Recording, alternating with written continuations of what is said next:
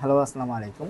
আপনি কি data analyst শিখতে বারবার শুরু করেও এগোতে পারছেন না? সমস্যা আসলে রিসোর্সে না, সমস্যা হচ্ছে আপনার কনসিস্টেন্সিতে।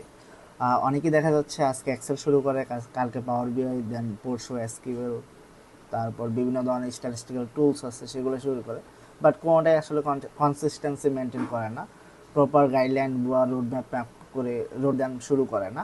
তো দেখা যাচ্ছে পরে দেখা যাচ্ছে 10-15 দিন পরে সব কিছু বাদ দিয়ে অন্য কোনো স্কিলে চলে যায়। তো এটার ক্ষেত্রে যেটা করতে হবে, এখানে তিনটা জিনিস মাথায় রাখতে হবে। একটা হচ্ছে কনসিস্টেন্সি বজায় রাখতে হবে, আপনার পেশেন্স থাকতে হবে, 3 নম্বর হচ্ছে নিয়মিত প্র্যাকটিস করতে হবে।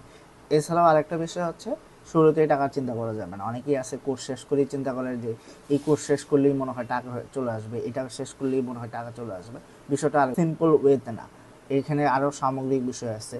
টার্নটেক্স শিখলে পরে সেগুলোর পর ডিসিশন মেকিংয়ের এবিলিটি, তারপর ডকুমেন্টেশন করা, রিপোর্ট রাইটিং করা, এভরিথিং এটার সাথে জড়িত। এছাড়া আরও যে বিষয়গুলো আছে সেক্ষেত্রে কমিউনিকেশন স্কিলটা, তারপরে আপনার ইংলিশ স্পিকিং, আপনার স্কিলটাই হচ্ছে আপনার শক্তি। সো আপনার স্কিলটাকে আপনার সেল করতে হবে, আপনার যারা ক্লায়েন্ট থাকবে তাদের প্রবলেম সলভ করতে হবে, সেটাই তো আপনার মূল উদ্দেশ্য। তো এই কিভাবে সলভ করবেন এটা আগে, এটাও জানতে হবে। আপনি স্কিল শেখার পাশাপাশি এটাতেও সময় দিবেন যে কিভাবে আপনি এটা সেল করতে পারেন। তাই আমি বলবো, রিসোর্স খোঁজা বন্ধ করুন, স্কিলে সময় দিন, নিয়মিত প্র্যাকটিস করুন, নোট টেকিং করুন, তারপর নিজেকে ধীরে ধীরে ডেভেলপ করুন। তারপর স্কিল যখন ডেভেলপ হয়ে যাবে, টাকার কাজ দুইটা সময় মতো আসবে।